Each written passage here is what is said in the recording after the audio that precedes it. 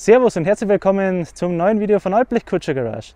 In dem Video zeigen wir euch jetzt mal was ich schon oft gefragt habe.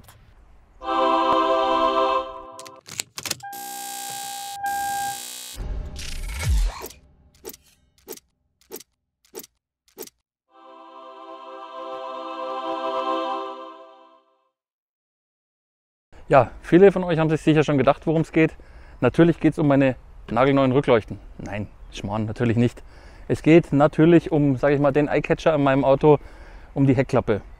Da wollen wir euch jetzt heute ein bisschen erzählen, woher habe ich die, ist das selber gebaut, was ist das überhaupt, kann man das kaufen oder was hat es damit überhaupt auf sich?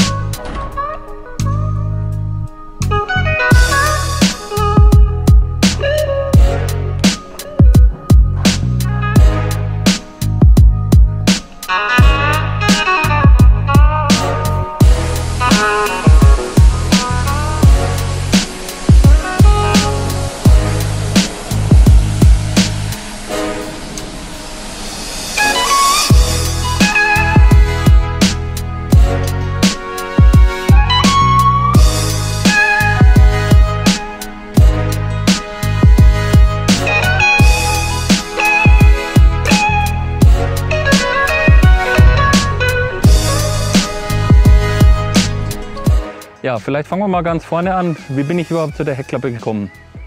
Ich habe in einem Post in der Gruppe gesehen, von wegen, dass eine amerikanische Tuning-Seite so ein ähnliches Heck gepostet hatte. Und der Postersteller hat dann geschrieben, hey, hier, cooles 90er-Fundstück. Schaut mal, was es damals alles für cooles Zeug gab. Da gab es dann einige Kommentare drunter. Natürlich habe ich auch selber drunter kommentiert, dass ich das total klasse finde und natürlich auch gern hätte. Und zufälligerweise hat mich ein anderes Mitglied dann darauf aufmerksam gemacht, hey, auf einer Kleinanzeigenseite in Österreich verkauft gerade jemand so eine Heckklappe, unbenutzt und noch nie verbaut. Ja, eigentlich war relativ schnell klar, auch wenn ich es nicht verbauen würde, was ich in dem Moment noch gar nicht wusste, weil ich die Optik auf meinem Auto gar nicht kannte, ich muss es haben. Also gesagt, getan, das Ding bei dem Kollegen in Österreich gekauft und ja, eine gute Woche später kam dann ein relativ großes Paket bei mir an. Und da drin war dann diese Heckklappe. Ja, natürlich dann, nachdem das Paket angekommen war, war ich sehr neugierig, musste das natürlich sofort auspacken und habe dann diese Heckklappe vorgefunden, grundiert, noch nie lackiert, noch nie verbaut, alle Schraublöcher noch unangetastet. Gab nur ein paar Kleinigkeiten, dass eine Ecke zum Beispiel beim Transport ein bisschen verbogen war oder sowas, aber das war gar kein Problem. Am Tag drauf stand dann das Auto schon in der Garage und dann wurde die Heckklappe das erste Mal probemontiert, um mal zu sehen, wie schaut denn das Ganze überhaupt aus auf meinem Auto. Als ich dann die Heckklappe das erste Mal auf meinem Auto gesehen habe, ist mir ein Detail relativ schnell aufgefallen, was mich persönlich sehr gestört hat. Ich weiß aber, dass das immer eine Frage vom persönlichen Geschmack ist. Und zwar war die Heckklappe clean, das heißt, es war kein BMW-Emblem verbaut.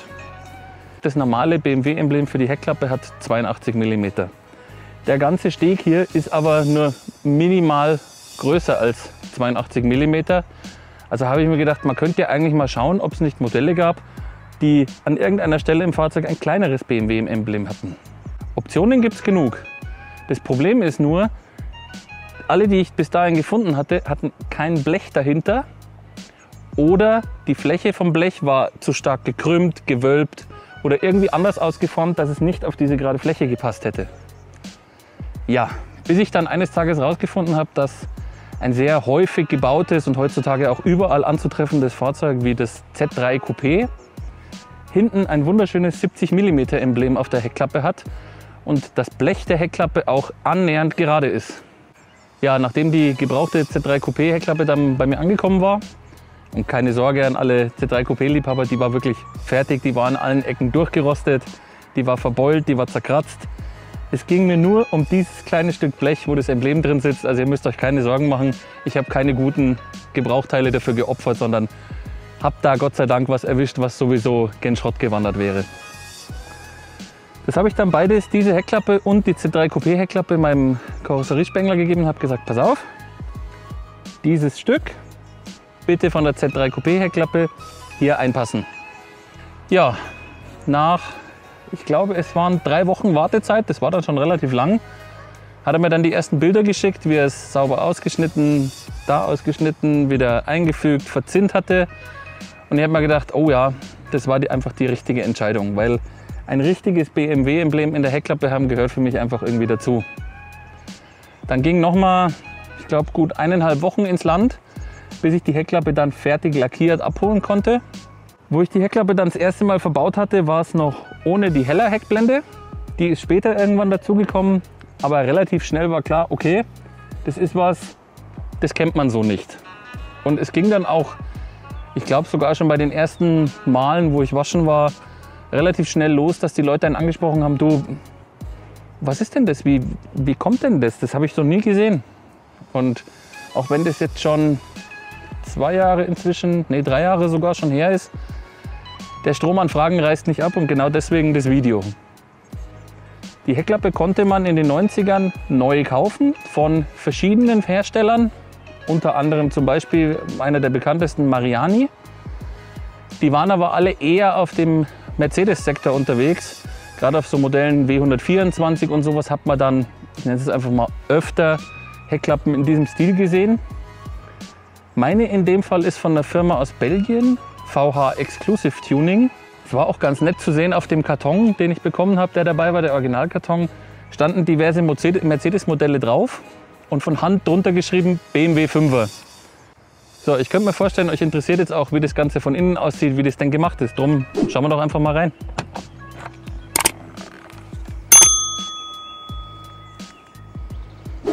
Nicht von den ganzen Aufklebern irritieren lassen. Ich hatte sehr lange den Original-Werkzeugkasten nicht verbaut.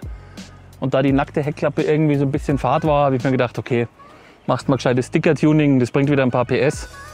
Aber letzten Endes habe ich mich dann doch entschieden, den Werkzeugkasten wieder zu montieren, weil der gehört einfach zum alten Auto dazu. Ja, ich glaube, man sieht relativ schnell auf den ersten Blick schon mal, ich habe keine Verkleidung innen mehr mit dran, weil, wie man an den ganzen Schweißnähten sieht, ist die Heckklappe innen schon ordentlich umgearbeitet. Und daher passt, besonders wegen dieser Ecke hier, wo ja oben die Vertiefung ist, die originale Kofferraumverkleidung nicht mehr rein. Ich habe lange überlegt, ob ich versuchen soll, die anzupassen.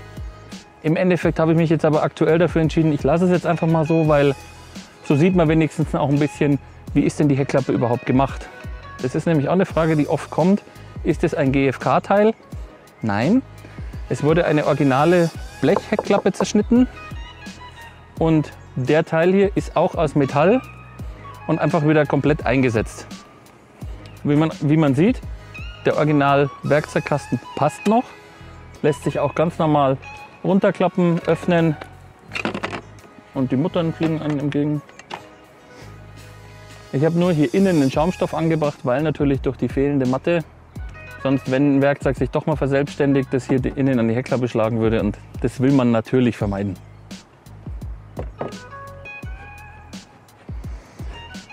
Ja, ich hoffe, ich konnte euch mal so ein bisschen die Hintergründe und Details zu meiner Heckklappe erklären. Vielleicht hat es euch was geholfen. Wenn es euch gefallen hat, lasst ein Like da, drückt auf die Glocke, abonniert unseren Kanal und dann sehen wir uns sicher in einem der nächsten Videos wieder, wenn es wieder um schönes Altblech geht.